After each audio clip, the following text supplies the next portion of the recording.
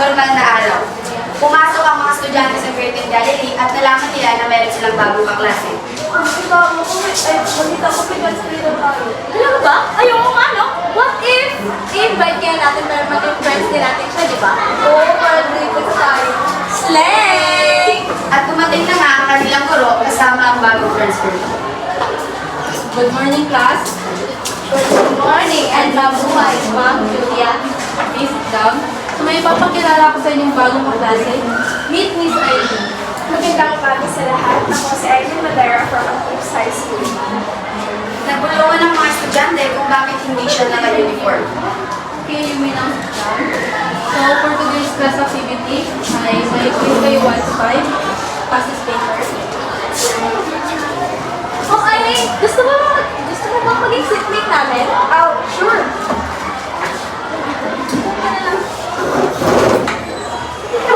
Makatapos ang ilang minuto ay natapos na nga ang quiz at pinasa na ito sa kanilang guro. Ngunit, nang i-check ito ng kanilang guro, ay nalaman niya na walang tama sa mga sagot na Aileen kahit isa. Oh, Aileen, alam ko ba, pero bakit ko mali yung sagot mo? Ma'am. Hindi makasagot si Aileen, kaya siya napaupo na lamang at nagpaalam ng kanilang guro. Paalam, Bas. Paalam na po, Ginang Julia. Oo nga pala, wala kayong pasok bukas dahil may meeting ang mga teachers. Ay, salamat. Yes! What if mag-picnic na lang tayo bukas? Oo nga. Tara, guys. Aileen. Sige, Aileen, gusto mo bang sumama sa akin bukas?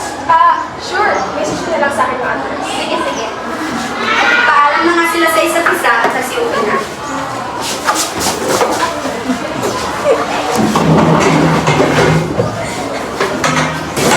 Upang siya ay umayak at pumunta sa kasabing ng magagamit. Ngunit, hindi niya alam ang susunod kaya siya nagsuot na lang ng sleeveless top at plain skirt dahil ito na din ang kanyang kasanayan sa kanilang lugar, laro pa.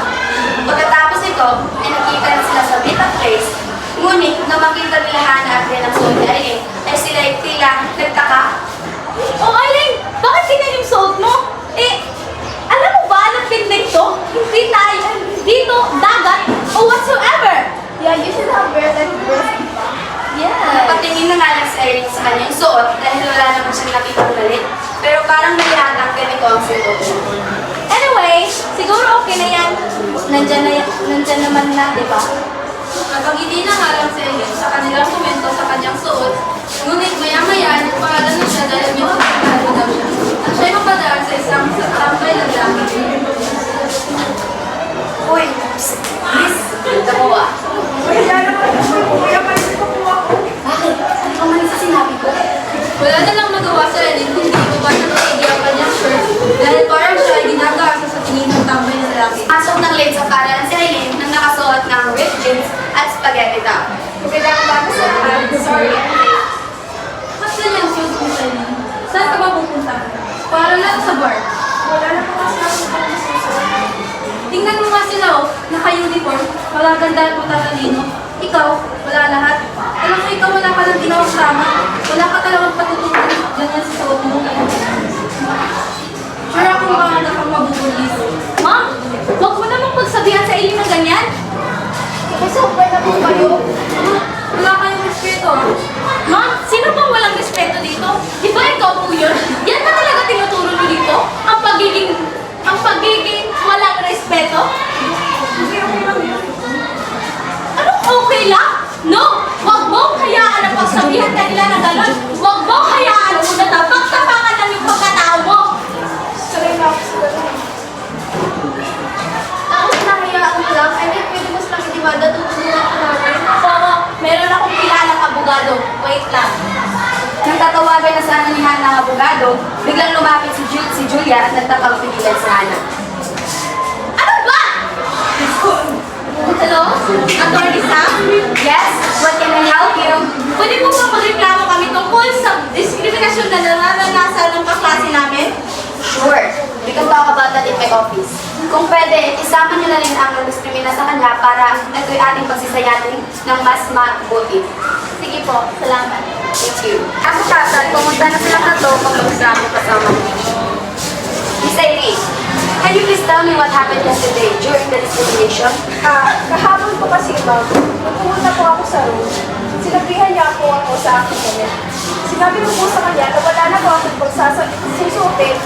Ngunit, ang nangyari ay tinabangan niyo po ako ng mga masasakit na salita at tinabangan niyo po ang pagkatao. Kukuha na Hindi yan totoo. Gusto ko lang na i-compliment yung suot niya. Hindi totoo yan, manahimik ka. Lahat ng sulok ang nasa namin may iyan ako. Ano to, Miss Julia? Rinig na rinig ang pinagsasabi mo.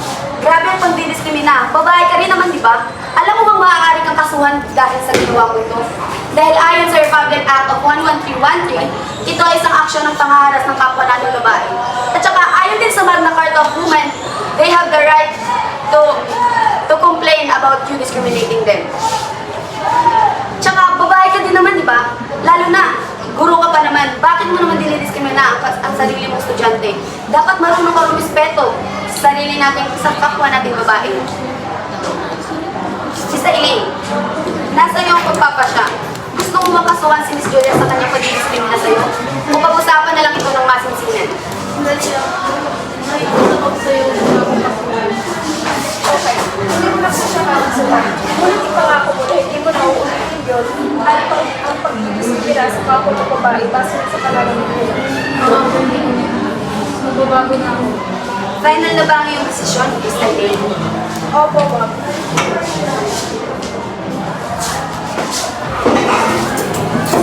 Maraming salamat po.